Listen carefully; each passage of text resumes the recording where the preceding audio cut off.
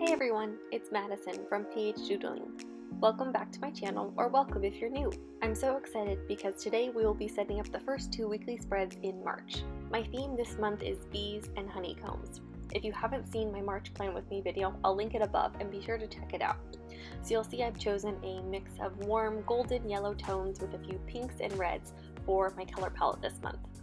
I really was excited for this theme. I know it's been done quite a bit, but I really tried to make it my own and use my own take and my own inspiration to create these layouts. I also was really excited to use such a bright and fun color palette as we are hopefully welcoming warmer weather here in springtime.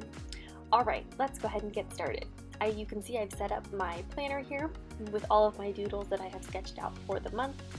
One trick that I like to do is sometimes I use my binder clips. You can see I have one on each side of my spread to just kind of hold down the paper so that if I erase or anything, I don't muck up my paper, because that has happened to me so frequently. I find this is a really useful hack to use.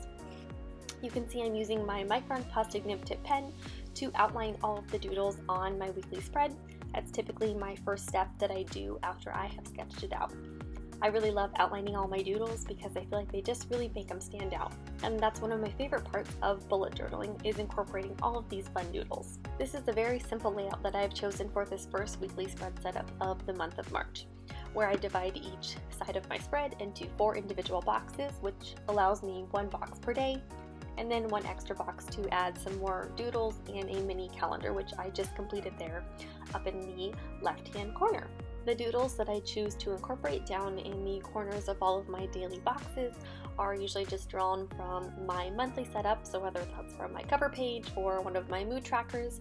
I think it's fun to incorporate small little pieces of my monthly setup throughout my weekly layouts. This really just ties my theme together, and it also is less work for me because I've already kind of, planned out these doodles, and so I can kind of just repeat them throughout my weekly setups. You can see I'm starting to now add color to my weekly spread. I really enjoyed using all of these very bright and vibrant colors for these March spreads. I used mostly Tombow markers and a few Crayola markers, and I'll link those down below just so that you have them if you're interested, but they were really vibrant yellow and golds, and it was really fun to use. Yellow is not one of my favorite colors, but tying in the pink and brown and red really brought it all together, and I just love how it turned out. For the headers on each of my daily boxes, I decided that I wanted to color it in with my dark black Tombow marker and then use my white gel pen to write over the top the date and day of the week. This is a really fun way to kind of get some contrast in your planner.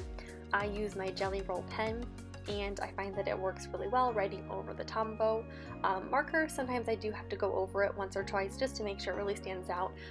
It doesn't show up the best on the camera here, but I really like the look and effect that it gives, and I really think it just ties the spread together. This is one of my favorite layouts to use, and it's super easy to set up. I love how it turned out. Now moving on to week 2. For this week, I decided to do more of a vertical layout. This has been one of my new favorite layouts to do. I did this in my January setup and my February as well, and I really just like having lots of space to do my list and daily tasks each day, and so I decided to do it again. The structure of this spread is I have 4 days on the left-hand side of my spread, and then 3 on the right-hand side, plus an extra column for notes or weekly to-do tasks that need to be completed but not necessarily done by a specific time.